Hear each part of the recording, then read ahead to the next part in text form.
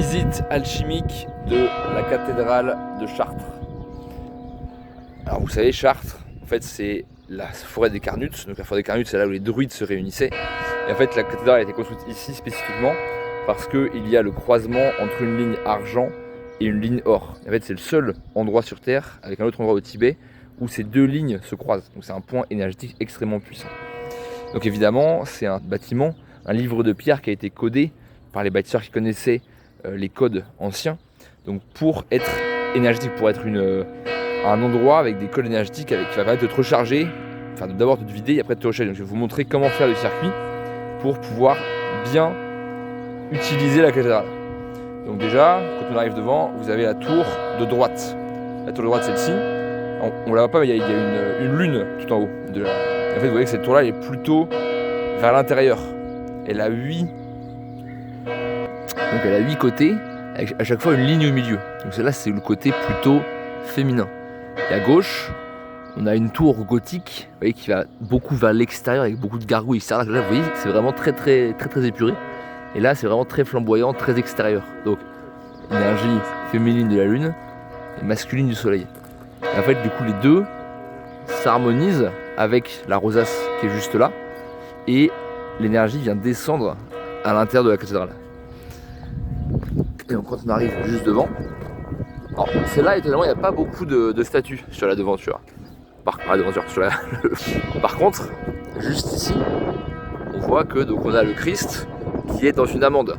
Et l'amande, en fait, c'est quoi? C'est le symbole de la glande pinéale, avec autour les 4 évangélistes qui représentent chacun un élément. Et donc on a les 4 éléments et au centre, la quintessence, l'alignement des 4 éléments qui nous crée le 5e élément.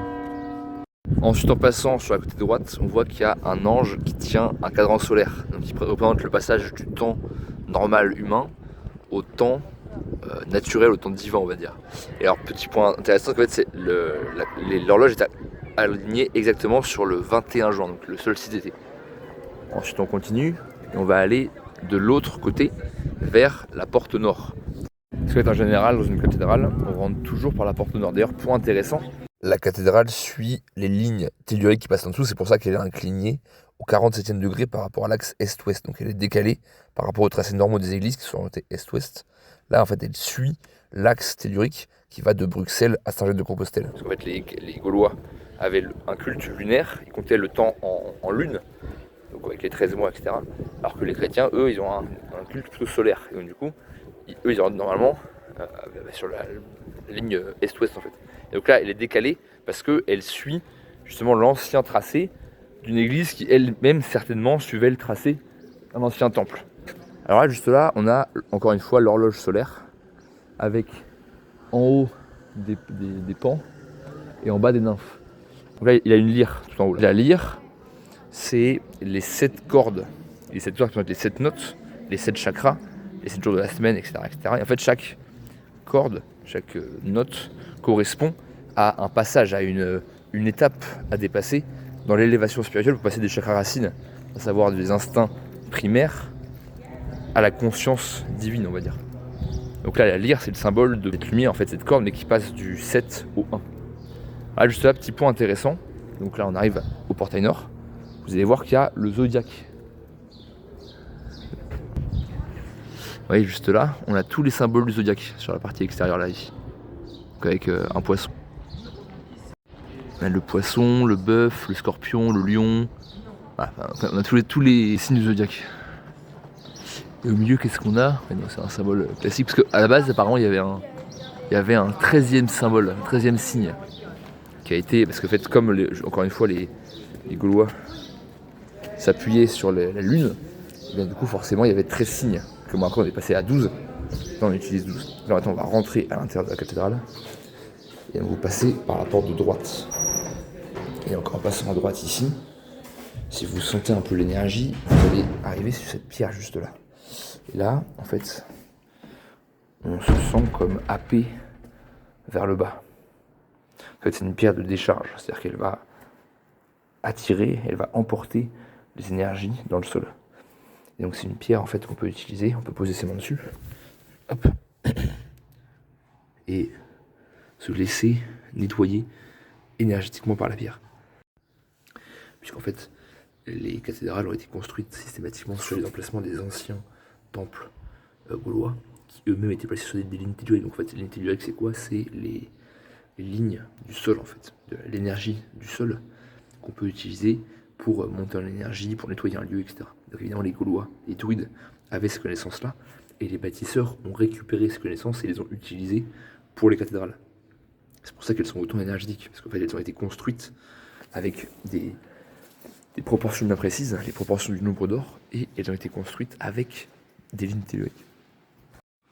Ensuite, en partant juste à gauche, vous allez voir la Vierge Noire. Alors, elle porte, vous voyez juste ici sur sa couronne, des améthystes, des pierres violettes. Donc le violet, c'est la dernière couleur avant les ultraviolets. Donc c'est la couleur qui nous pousse à la spiritualité. En fait, la Vierge Noire, c'est une réminiscence du culte de la déesse Isis. C'est la... Bon, c'est la mère, si vous voulez, pour faire simple. Et en fait, la Vierge Noire, donc c'est la mère, mais encore plus, puisqu'elle est noire à la couleur de la terre. Et donc c'est là où on peut se décharger. Donc là, prenez, enfin, si vous le faites en vrai, c'est mieux, mais sinon prenez le temps pendant cette vidéo, déposez à la terre tous vos soucis, et vous les déposez sous forme de pierre, vous les visualisez comme sous forme de pierre, et vous les déposez au pied de la statue. Mettez en pause, faites ça, et on continue après. Là, on a fait le tour du cœur, et on arrive maintenant à un deuxième zodiaque. Mais celui-ci, c'est un zodiaque de lumière, un zodiaque de verre qui est tourné vers le soleil. Donc on reconnaît bien les signes, on a le poisson, le bélier, le lion, etc. etc. Et en fait, c'est un portail qui se lie de bas vers le haut pour nous pousser à monter encore vers le ciel. Donc je vous laisse le temps de le parcourir des yeux, essayer de le regarder en étant pas concentré mais détendu, et en fait de regarder à travers le portail, à travers la matière, on va dire, comme si vous regardiez derrière, vous regardiez l'horizon derrière le vitrail. Et vous montez comme ça au fur et à mesure, en regardant derrière le vitrail. Je sais pas ce que vous avez ressenti, mais moi ça m'a fait, j'ai senti que l'énergie montait le long de mes chakras, jusque tout en haut de la tête. Et vous voyez, c'est marrant parce que juste ici, là, ce petit personnage-là, c'est un dieu avec 3 têtes. Vous voyez, il a 3 visages. Juste là, là. Ici. Donc il symbolise le passé, le présent et l'avenir. Et normalement, il a que 2 visages, le passé et l'avenir.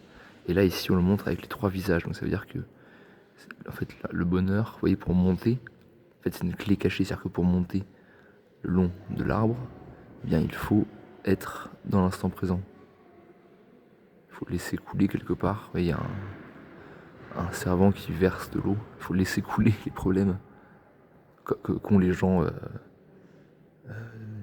communs, on va dire, qui eux restent bloqués en dessous. Ouais, ils montent pas. Si on monte au fur et à mesure.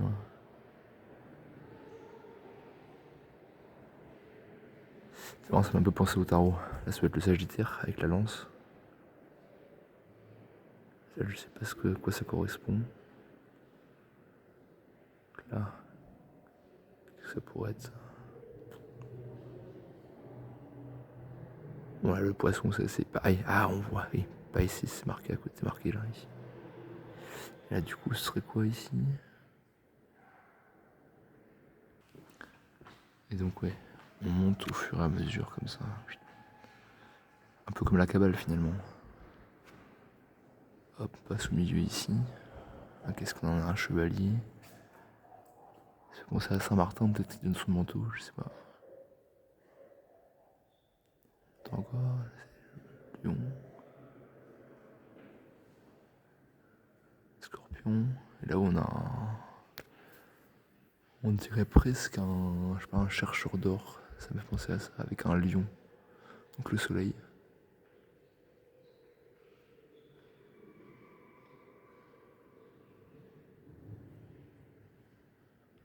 On a la balance là où c'est facile.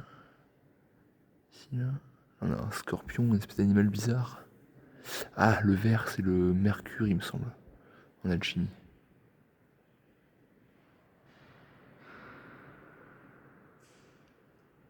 avec un mât, une croix. Ça fait penser à un mât comme un bateau. Avec un tonneau qui perce le tonneau. Après là on a quelqu'un qui va sacrifier un bœuf. Le bœuf serait la matière brute. Là je sais plus si c'est Verseau. Ouais je crois que c'est Verseau avec l'arc. Et là on a le festin. On a l'animal qui est... C'est un animal gaulois, c'est une créature mythologique gauloise. Je sais plus comment elle s'appelle, mais j'en avais vu à Vézelay aussi. C'est une espèce de mi-lion, mi-sirène. Voilà, donc prenez le temps de vous imprégner de cette énergie. Et en vous retournant, vous allez voir juste ici une autre horloge solaire et qui est accompagnée de coquille Saint-Jacques, puisque la cathédrale de Chartres c'est le passage de Compostelle. Et en fait, le passage de Compostelle est justement à l'endroit où il y a le passage de la ligne tellurique, juste ici. Il y a un endroit où ici le sol est incurvé. En fait, c'est un passage de la ligne tellurique, donc en vous positionnant, par exemple, sur celui-ci là.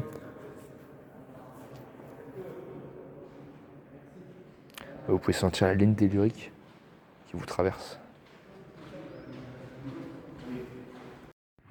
Évidemment, on a les magnifiques vitraux qui ont été créés par les alchimistes avec des méthodes très particulières. Oui, c'est un élément de bleu et de rouge magnifique. Là, ça me fait penser à des kaléidoscopes un petit peu. Comme si on pouvait... ouais, c'est un portail en fait. En se connectant avec l'énergie, on peut passer à travers. Ensuite, en revenant au centre de la nef, on arrive au labyrinthe. Enfin, en fait, c'est pas vraiment un labyrinthe, parce qu'il n'y a pas de dédale, c'est juste un chemin. Alors, il est sous les chaises. Il y a un jour spécial auquel on peut venir. Et les chaises sont retirées, justement pour pouvoir arpenter le labyrinthe. Donc regardez quand vous passez, quand est-ce que c'est. Et en fait, le labyrinthe permet de se mettre en diapason, de se mettre en harmonie avec la cathédrale, pour qu'elle puisse agir, puisque comme tous les signes magiques, si vous les activez pas, eh ben, il va rien se passer. Donc là c'est pareil, il faut activer, enfin en tout cas il faut s'activer soi-même pour que la cathédrale fasse effet. Donc il faut suivre le tracé du labyrinthe pour arriver au centre.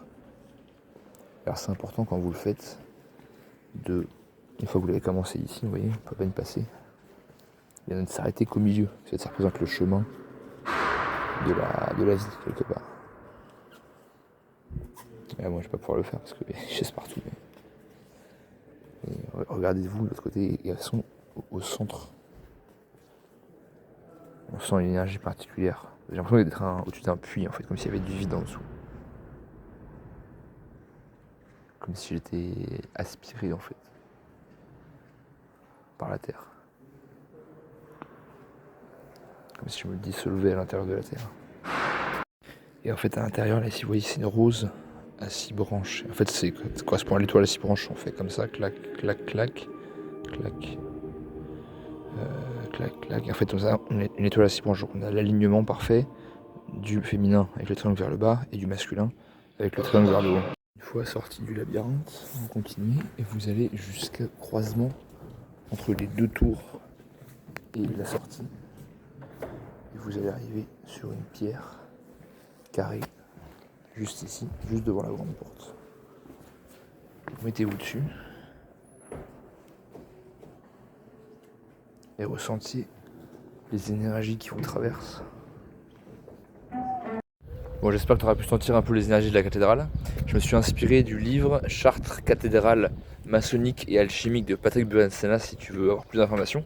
Et je te conseille très vivement de venir te ressourcer si c'est pas très loin de Chartres. C'est vraiment une expérience assez incroyable. Donc c'était Star Blanc. Et sur ce, prenez soin de vous.